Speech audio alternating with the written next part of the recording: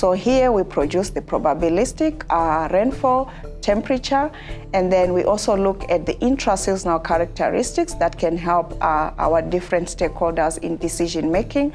So these include the start of the rainy season, and then if also there are going to be any dry and wet spells, and how long these will be, and when are they likely to start. So in addition, we also give the standardized precipitation index, which is also an indicator of how wet or how dry the region will be.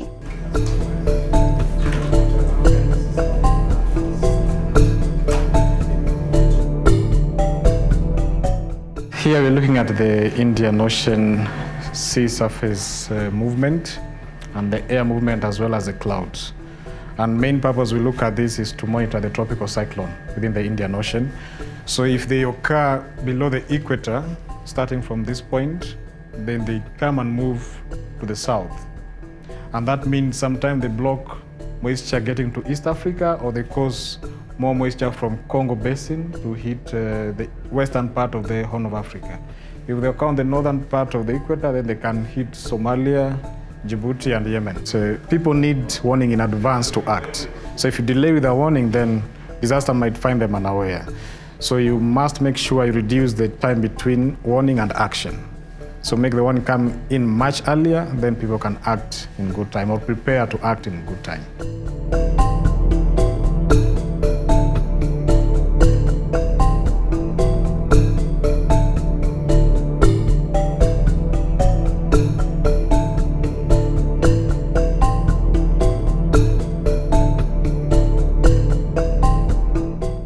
We have seen several of the wettest rainy seasons on record and several of the driest years on record. But you add that also, we have seen a transboundary pest infestation that hasn't been seen in over a century. As we are talking now, the number of people in need of humanitarian aid are over 61 million, a staggering number. That's about 20% of the whole global population that's food insecure, from a region that contains only 4% of the global population.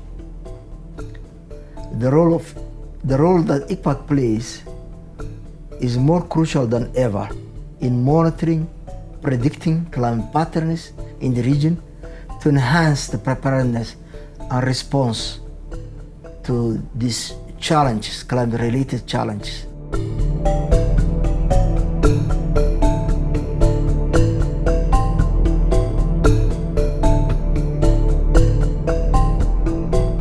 They come here and they are so now to generate climate services from data, monitoring, prediction, and then dissemination of climate information, and we expect that when they go to countries, they'll also be able to employ the same.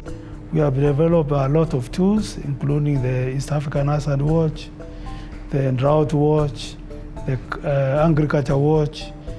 This is for users to access the products in a simplified manner, which are more useful to end users.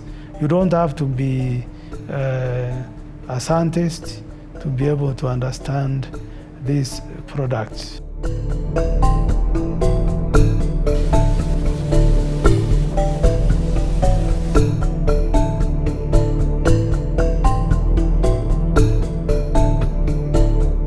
We include now the information in our planning process, taking care of all the scenarios for risk management, and this has helped us now to follow the forecast, and the following the forecast has made us to manage the dam levels, power production, and this has made us now to be careful enough such that even during the drought, the dam levels are still as high as possible to ensure that the consumers get adequate electricity, and the system is also backed up for any fluctuation with the hydropower plants.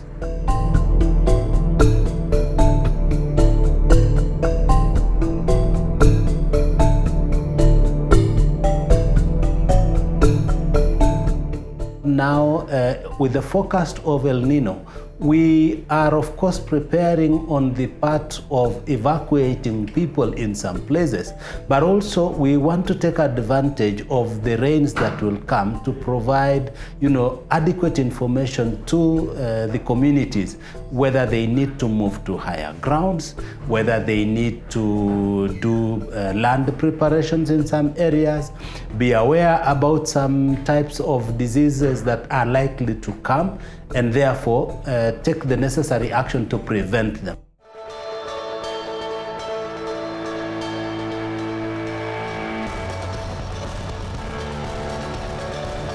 How will Tuesday be like? Now in Nairobi, it will be cloudy this morning, followed by sunny intervals.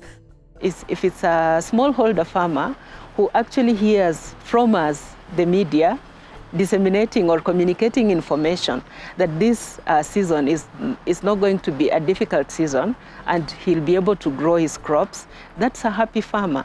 So you'll notice that these forecasts are very important because they help in decision making for the pastoralist and for the farmer.